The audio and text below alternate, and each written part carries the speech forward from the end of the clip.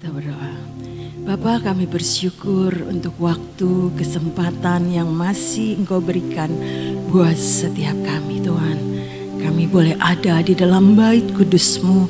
Kami boleh memuji dan menyembah Engkau di dalam roh dan kebenaran. Biar semuanya, Tuhan, boleh menjadi dupa yang dupa yang berbau harum naik ke hadapan hadirat-Mu. Terima kasih juga Tuhan untuk sebentar kami akan merenungkan sebagian firman-Mu. Mari Roh Kudus ajari kami, terjemahkan isi hati-Mu Tuhan dengan setiap pengertian-pengertian yang baru, pewahyuan yang baru Engkau turunkan buat setiap kami. Sehingga kami Tuhan mau belajar dan belajar untuk mengenal akan Engkau. Di dalam nama Yesus kami berdoa dan mengucap syukur. Amin. Shalom semuanya, selamat pagi. Yang di sini, yang dari luar kota maupun yang dari Sion sendiri dan saudara-saudara yang streaming. Saudara, kita belajar waktu Tuhan. Waktu Tuhan kadang-kadang lama ya saudara-saudara.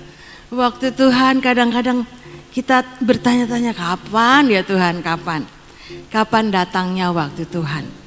Tapi kita belajar ya saudara-saudara. Pengkhotbah 3 ayat 1 mengatakan, untuk segala sesuatu ada masanya. Untuk apapun di bawah langit ada waktunya. Ya saudara, kita mengerti dulu hal ini. Untuk segala sesuatu, apapun yang kita mau dalam hidup saudara dan saya itu ada masanya. Untuk apapun di bawah langit ada waktunya. Jadi biar itu Tuhan yang menetapkan ya saudara. Waktu Tuhan yang menetapkan. Bukan kepengennya kita. Kalau kita kepengennya ayo cepet-cepet Tuhan, cepet sekarang. Itu waktu saudara dan saya. Saya juga bisa begitu. Kepengennya cepetan Tuhan, cepetan. Enggak mau nunggu-nunggu. Yang namanya nunggu itu enggak enak. Lama sekali. Nunggu 5 menit saja kalau nunggu jemputan. Bolak-balik enggak datang gitu ya. Padahal orangnya sudah dalam perjalanan. Itulah kita belajar waktu Tuhan. Dalam terjemahan yang lain bahasa Indonesia masa kini dikatakan bahwa segala sesuatu di dunia ini terjadi pada waktu yang ditentukan oleh Allah. Jadi bukan ditentukan oleh manusia. Ditentukan oleh Allah. Kita belajar segala sesuatu di dunia ini terjadi pada waktu yang ditentukan oleh Allah. Bukan kehendak kita yang jadi. Kita sendiri harus punya prinsip setuju dengan firman Tuhan. Iya Tuhan, biar Tuhan yang menetapkan. Kalau Tuhan yang menetapkan itu kita ada jaminan. Kalau Tuhan yang menetapkan itu waktu yang terbaik.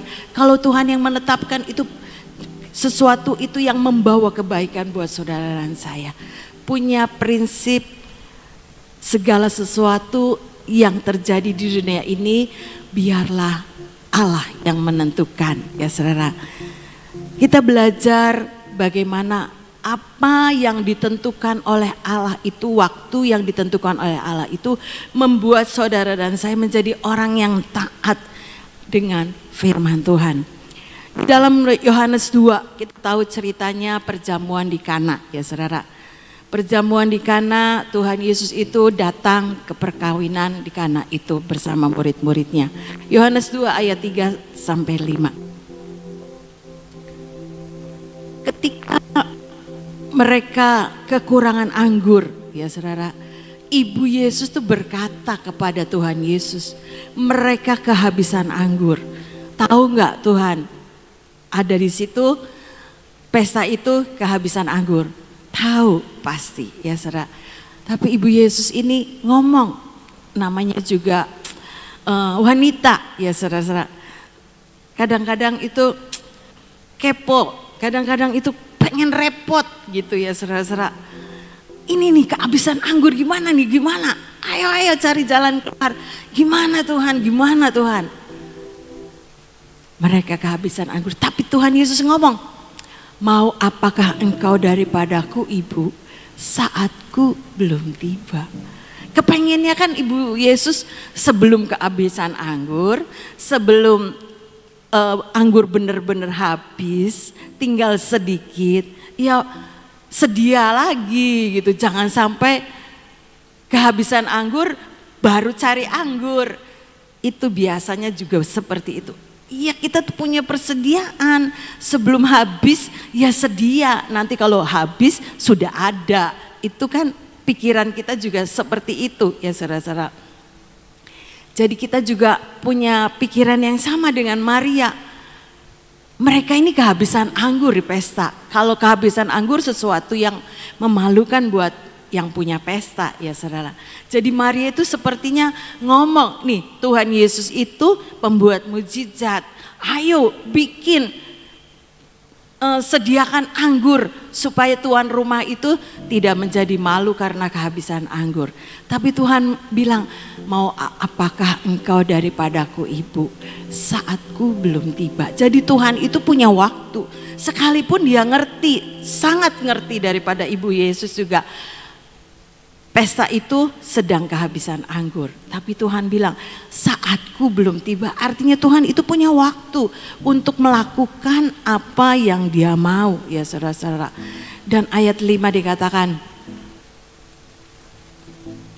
tetapi Ibu Yesus berkata kepada pelayan-pelayan, apa yang dikatakan kepadamu buatlah itu. Ini dipesan ini sama Ibu Yesus. Nanti ya, apa yang diomongin sama Tuhan Yesus itu kamu buat. Apa yang kamu Tuhan Yesus ngomong, kerjakan. Ya saudara-saudara. Karena apa? Karena Ibu Yesus itu ngerti kalau Tuhan Yesus itu pembuat mujizat. Ya saudara. Biar ini kita belajar. Kita juga ngerti kalau Tuhan Yesus itu pembuat mujizat. Tapi Tuhan bilang, waktuku belum tiba Ibu. Waktu Tuhan yang menetapkan. Kita punya kepercayaan seperti Ibu Yesus. Apa yang diperintahkan nih ya nanti sama Yesus, kamu buat. Itu juga bilang sama saudara dan saya. Apa yang dikatakan firman itu kita kerjakan, kita lakukan. Untuk kita ini belajar taat dengan apa yang Tuhan mau. Sehingga ketika Tuhan Yesus ngomong, di sini ada 6 tempayan. Isi semuanya. Bejana pembasuhan ini dengan 2-3 buyung air. Pelayan itu melakukan. Karena apa? Karena sudah diwanti-wanti sama Ibu Yesus. Nanti ya apapun yang dikatakan oleh Yesus kerjakan. Ini juga berbicara buat setiap kita ya saudara. Apa yang Tuhan katakan dalam firman-Nya kerjakan. Kerjakan saja. Jangan lihat hasilnya. Pak Yusak suka ngomong gitu. Nanti kita akan melihat. Karena Tuhan juga pembuat mujizat buat saudara dan saya. Ketika pelayan itu melakukan bagiannya, uang kehabisan anggur suruh ngisinya bejana pembasuhannya. Ini enggak nyambung gitu ya saudara-saudara. Sepertinya kita juga sering begitu. Saya tuh ngalaminya begini Tuhan. Tapi kok Tuhan nyuruhnya saya kok lain gitu ya, beda gitu. Tapi pelayan ini taat dengan apa yang dia kerjakan. Sehingga cerita ini kita tahu pelayan itu yang paling ngerti. Air itu dibawa kepada pemimpin pesta dan pemimpin pesta bilang, ini kamu bilang ke mempelai laki-laki menyediakan anggur yang terbaik sampai di akhir pesta. Saudara, yang paling tahu itu pelayan pesta. Karena apa? Dia punya ketaatan dengan apa yang menjadi perintah Tuhan Yesus untuk mengisi air yang ada di tempayan itu. Mungkin pelayan-pelayan itu kan tidak satu, mungkin ada yang lain. Mungkin pelayannya tanya, gimana itu bisa ceritanya kok pesta ini enggak kehabisan anggur, malah anggur yang terbaik masih bisa disediakan di tengah-tengah pesta ini. Terus mungkin pelayan itu yang ngomong, ya ini saya itu disuruh sama Tuhan Yesus ngisi bejana-bejana pembasuhan ini dengan air. Dan saya disuruh bawa ke pemimpin pesta. Pada waktu itulah air itu jadi anggur. Masa iya gitu ya saudara-saudara. Kadang-kadang kan begitu. Karena apa? Enggak ngalamin. Di taman itu ya saudara-saudara banyak minyak. Orang bilang, ah sesat itu, sesat. Masa semua plastik kayu bisa keluar minyak? Sesat itu. Alamin saudara-saudara. Jangan kata orang, alamin, datang ke tempatnya supaya bisa melihat. Seperti pelayan ini, kalau diceritain mungkin pelayan yang lain, masa sih, pasti ini ada yang nyediain anggur yang terbaik. Enggak, ini saya ini nyediakannya air, bukannya anggur. Masa sih, masa ya itu ya saudara-saudara. Kadang-kadang kita itu ngomentarin yang sepertinya itu mujizat. Ya kan, mujizat kan, air jadi anggur. Ini mujizat pertama yang Tuhan lakukan di perkawinan Kana. Tapi kalau firman Tuhan saja mengatakan begitu ya saudara-saudara, air bisa jadi anggur. Masa sih kita tidak percaya yang dilakukan di taman? Karena dia apa? Cuma mungkin mendengar seperti teman-teman mungkin dari pelayan-pelayan yang lain. Karena dia nggak ngalamin saudara. Tapi pelayan yang mengalami, yang melakukan perintah Tuhan Yesus, dia yang ngerti, ngalamin sesuatu yang mustahil bagi manusia. Itu tidak mustahil bagi Allah. Itu terjadi ya saudara. Oleh sebab itu, ayo kalau belajar taat untuk apa? Untuk kita itu ngalami mujizat Tuhan itu masih ada buat saudara dan saya. Jadi bukan kata orang, nanti orang bilang itu sesat, ya biarin aja karena dia belum ngalamin. Tapi kita yang mau ngalamin, kita harus belajar taat dengan apa yang menjadi perintah Tuhan. Seperti pelayan pesta ini ngalami ya saudara-saudara. Dia bukan kata orang lain, tapi karena dia mengerjakan perintah Tuhan dengan ketaatan, ujungnya dia yang melihat kuasa mujizat Tuhan itu terjadi di tengah-tengah pesta. Amin. Yang kedua, untuk kita belajar percaya ya saudara. Yohanes 11 ayat yang itu ceritanya Lazarus. Lazarus itu mati dan dibangkitkan oleh Tuhan Yesus. Dikatakan bahwa Lazarus, ayat yang ke-6, namun setelah didengarnya Tuhan Yesus, ini dengar Lazarus itu sakit. Bahwa Lazarus sakit, ia sengaja tinggal 2 hari di tempat di mana ia berada. Dikatakan Alkitab bahwa Lazarus itu orang yang dikasihi Tuhan. Kalau orang yang dikasihi Tuhan ya cepet-cepet Tuhan, kalau dengar sakit ya cepetan gitu ya.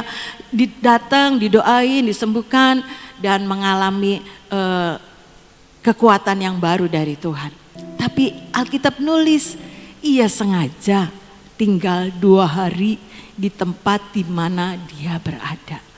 Kok Tuhan tuh ngulur-ngulur waktu rasanya ya saudara-saudara. Enggak mau cepetan, kita juga sering kali begitu. Ayo cepetan Tuhan, cepetan, waktunya nih udah mepet nih. Sudah nggak ada kekuatan lagi, nggak ada kemampuan lagi untuk bertahan. Tapi Tuhan sering kali membuat setiap kita ini harus menanti-nantikan Tuhan. Seperti Lazarus ini, pengennya pengen sakit, pengennya Tuhan datang, pengennya cepat disembuhkan. Tapi Alkitab yang nulis sengaja tinggal 2 hari di tempat di mana dia berada. Karena dia mengerti waktunya Tuhan yang menentukan, bukan manusia yang menentukan. Kita belajar terus bahwa di cerita ini, ayat yang ke-14 sampai 15. Tuhan Yesus itu bilang Lazarus itu tidur. Tapi pikirnya murid-muridnya tidur ya nanti bangun. Tapi tidur bilang artinya tuh meninggal, mati nih.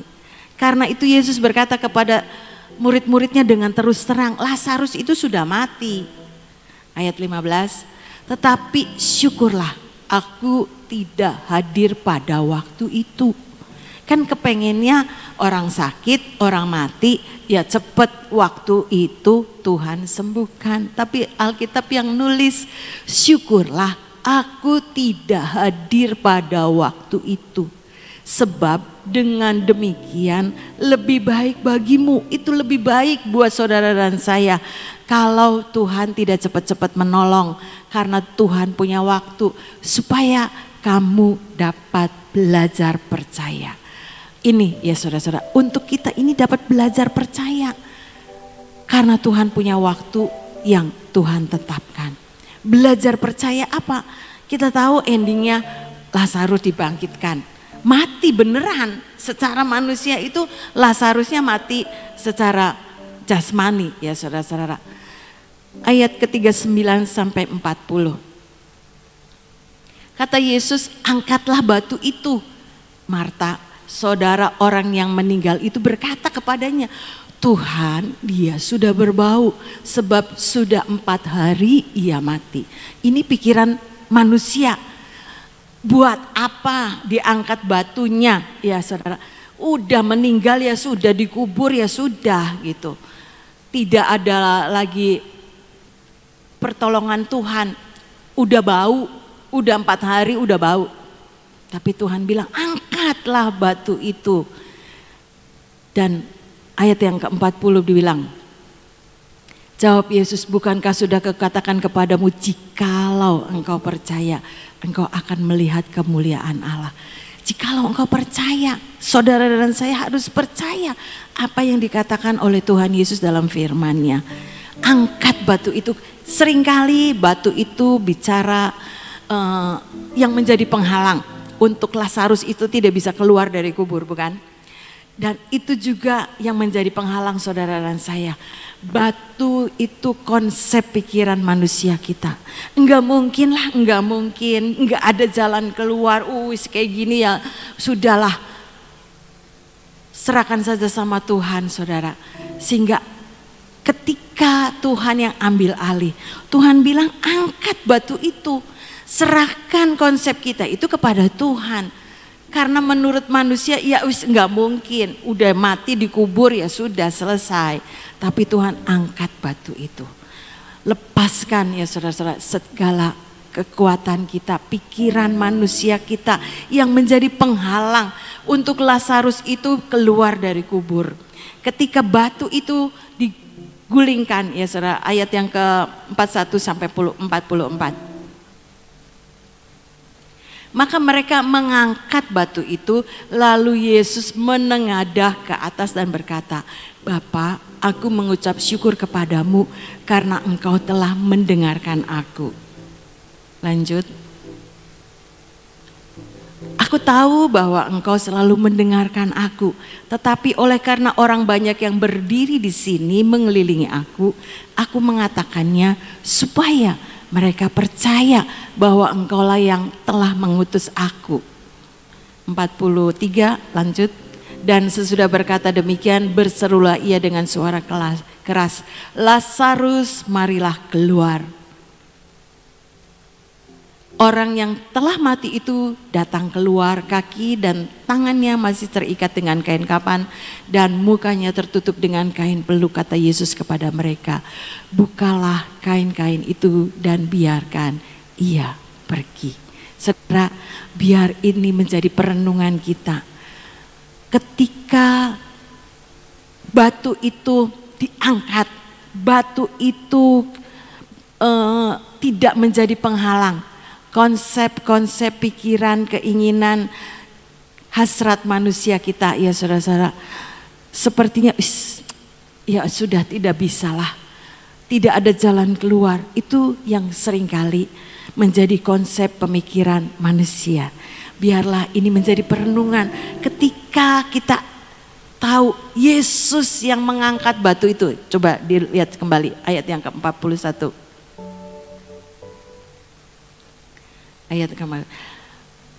Maka mereka mengangkat batu itu, lalu Yesus menengadah ke atas dan berkata, Bapa, aku mengucap syukur kepadamu karena engkau telah mendengarkan aku.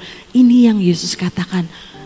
Yesus bilang, saudara dan saya, bahwa ketika kita melepaskan konsep-konsep itu dan mulai bersyukur kepada Tuhan seperti yang Tuhan Yesus ajarkan. Bapa, aku mengucap syukur kepadamu karena Engkau telah mendengarkan aku. Ini juga biar kita katakan, Tuhan, saya lepaskan setiap pemikiran-pemikiran saya yang salah, konsep-konsep yang salah untuk saya letakkan di bawah kaki-Mu, dan biar Engkau mendengar apa yang menjadi kerinduan hati saudara dan saya. Waktunya tiba ya saudara-saudara, Tuhan yang akan membangkitkan Lazarus seperti yang sudah kita baca tadi. Itu juga menjadi kerinduan hati saudara dan saya. Waktu Tuhan yang akan menetapkan sesuatu yang ajaib, yang mati dibangkitkan, yang sakit disembuhkan, yang punya pergumulan mengalami jalan keluar, dan kemuliaan Tuhan boleh terjadi ketika apa? Ketika kita belajar percaya dengan apa yang firman Tuhan katakan ya saudara. Biar perenungan Tuhan yang singkat ini membawa saya dan saudara, ayo sama-sama belajar taat dengan apa yang Tuhan mau. Belajar percaya dengan apa yang Tuhan katakan dalam firman-Nya. Sekalipun itu mustahil menurut Marta, udah bau Tuhan, gak mungkin. Sudah mati 4 hari, tapi Tuhan punya waktu yang menetapkan, membuat segala sesuatu itu ditetapkan oleh Tuhan. Tidak ada yang mustahil bagi Allah. Amsal 19 ayat 21. Banyaklah rancangan di hati manusia, tetapi keputusan Tuhanlah yang terlaksana. Biar ini menjadi perenungan. Iya Tuhan, saya ini suka kepengennya ini, kepengennya ini, kepengennya ini. Tapi biarlah keputusan Tuhanlah yang terlaksana. Kita bawa di hadapan Tuhan. Seperti tadi, Bapak, dengarkan aku. Aku mengucap syukur dengan segala keadaan yang sedang dihadapi pada waktu itu. Dan Tuhan mengabulkan apa yang menjadi keinginan Tuhan Yesus, Bapa yang di surga itu mengabulkan. Membangkitkan Tuhan Yesus yang sudah mati 4 hari. Biarlah rancangan-rancangan di hati saudara dan saya kita serahkan sama Tuhan. Kita bawa di hadapan Tuhan. Ini loh Tuhan, kepengennya saya ini begini. Rencana saya ini begini. Karena kemarin Tuhan bilang, setingginya langit dari bumi. Rancangan Tuhan buat saudara dan saya. Rancangan Tuhan itu tingginya selangit. Jalan Tuhan itu tingginya sampai ke langit ya saudara. Kita ada yang di bumi itu jauh ya saudara, enggak selevel dengan apa yang menjadi pikirannya Tuhan. Tapi kita belajar, kita menyerahkan semua rancangan-rancangan kita ini kepada Tuhan. Biar Tuhan yang menetapkan apa yang menjadi kerinduan hati Tuhan terbaik buat hidup saudara dan saya. Karena Tuhan punya waktu. Amsal 16 ayat 9. Hati manusia itu memikirkan jalannya, tetapi Tuhanlah yang menentukan arah langkahnya. Seringkali kita mau ke kiri, ke kanan, banyak pilihan ya saudara-saudara. Tapi biar kita dengar apa yang Tuhan tentukan buat saudara dan saya. Tuhan, ke kiri apa ke kanan nih Tuhan? Diam atau maju, atau berhenti atau mundur? Biar kita dengar. Artinya hati kita ini kita letakkan sama Tuhan. Kita bawa di hadapan Tuhan seperti tadi, rancangan-rancangan kita ini kita bawa di hadapan Tuhan. Kita punya waktu di dalam bersekutu dengan Tuhan. Sehingga waktu kita itu waktu bersekutu dengan Tuhan, kita itu bisa menangkap, iya Tuhan, apa yang baik buat saya. Kadang kita nggak ngerti, sudah doa sudah, tapi nggak ngerti nih, mau kemana nih, apa nih yang harus dikerjakan. Nanti Tuhan Roh Kudus yang mengarahkan saudara. Saya pun kadang-kadang nggak ngerti, pengen ngomong apa, di sini ngomong apa, nggak ngerti saudara-saudara. Sudah doa, Tuhan tolong Tuhan. Tapi kalau saya bisa, ini Roh Kudus yang menentukan buat saudara dan saya. Karena saya juga belajar, saya cuma Tuhan pakai saya sebagai saluranmu. Apa yang engkau mau, yang engkau ingin sampaikan. bukan saya yang mau. Kadang-kadang mikir, iya ini bagus nih, judulnya bagus gitu ya saudara. Tapi saya belajar, saya ini ya mengalir begitu saja dengan Roh Kudus. Enggak punya planning, aduh Tuhan nanti ya Tuhan ini saya mau begini, saya mau begini. Karena bukan kekuatan manusia ya saudara-saudara. Tapi saya belajar, iya Tuhan. Sudahlah Tuhan saja yang pengennya apa gitu ya saudara. Dan ketika saya bisa melakukan, iya ya, kok saya bisa ya, kok saya bisa mengerjakan ini ya, kok saya tuh bisa mengalami ini sesuatu yang enggak mungkin secara manusia, kok bisa ya, kok bisa. Saya sendiri ya heran-heran saudara, tapi itulah pekerjaan Roh Kudus. Jadi ayo belajar dan belajar, mengalir saja dengan apa yang Tuhan mau. Kita banyak berdoa, kita banyak menyerah, kita banyak bersekutu, kita banyak berbicara dengan Roh Kudus. Biar Roh Kudus yang menetapkan semua arah langkah saudara dan saya, sehingga kita dengan pasti bisa mengerti, iya ini yang Tuhan mau, dan kita berjalan bersama dengan Tuhan. Waktu berjalan mulus belum tentu ya saudara-saudara. Karena apa? Karena kita mau belajar. Ketika saya dan saudara belajar percaya dengan apa yang Tuhan mau, tidak selalu mulus ya, tidak seperti jalan tol lurus tanpa hambatan. Justru lewat hambatan, lewat tantangan kita bisa melihat kemuliaan Tuhan. Saudara, biar perenungan firman Tuhan, biar waktu Tuhan yang menetapkan apa yang menjadi kerinduan hati saudara dan saya. Biar Tuhan sendiri yang menetapkan ya saudara-saudara. Kita belajar terakhir Mazmur 33 ayat 20. Jiwa kita menanti-nantikan Tuhan, Dialah penolong kita dan perisai kita. Ketika kita tahu, ya Tuhan saya serahkan. Di jiwa itu ada pikiran, ada kehendak ya saudara-saudara. Kita serahkan kepada Tuhan. Kita menanti-nantikan Tuhan. Apa yang Tuhan mau, dan kita percaya Dialah penolong kita, Dialah perisai kita, Dialah yang membuat jalan keluar buat saudara dan saya, Dialah yang menjadi perlindungan buat saudara dan saya. Dan kita tahu ketika kita menanti-nantikan Tuhan, ketika kita berserah sama Tuhan, Tuhan yang akan bertindak dalam hidup saudara dan saya. Dan waktu Tuhan, waktu yang terbaik untuk saudara dan saya ini mengalami sesuatu pertolongan Tuhan, mengalami keajaiban Tuhan, mengalami perlindungan Tuhan yang sempurna. Jiwa kita menanti-nantikan Tuhan, Dialah penolong kita dan perisai kita. Biar ini menjadi sesuatu dorongan. Ketika saya berserah, saya tahu ada pertolongan Tuhan.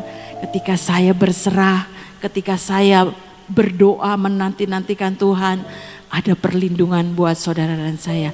Dan jalan Tuhan itulah yang kita lalui bersama dengan Roh Kudus. Amin ya saudara-saudara. Mari kita berdoa. Bapa, di dalam nama Yesus, perenungan yang singkat pagi hari ini Tuhan, biar Kau meteraikan dalam hidup setiap kami. Segala sesuatunya Tuhan, Engkau punya waktu yang terbaik untuk kami Tuhan. Biar waktu Tuhan yang menentukan untuk setiap kami boleh mengalami Tuhan perkara-perkara yang ajaib yang Kau sudah sediakan buat setiap kami Tuhan. Taat dan percaya dengan setiap kebenaran firman-Mu. Mampukan Roh Kudus, mampukan kami Tuhan. Karena kami seringkali, kami sudah punya cita-cita, punya tujuan, punya rancangan. Biar rancangan kami mau kami bawa di hadapan-Mu. Kami serahkan kepadamu dan Engkau yang bertindak Tuhan. Waktu-Mu adalah waktu yang terbaik. Karena Engkau yang menetapkan semua yang terbaik buat hidup setiap kami. Terima kasih Tuhan, ajari kami dengan setiap pergumulan kami.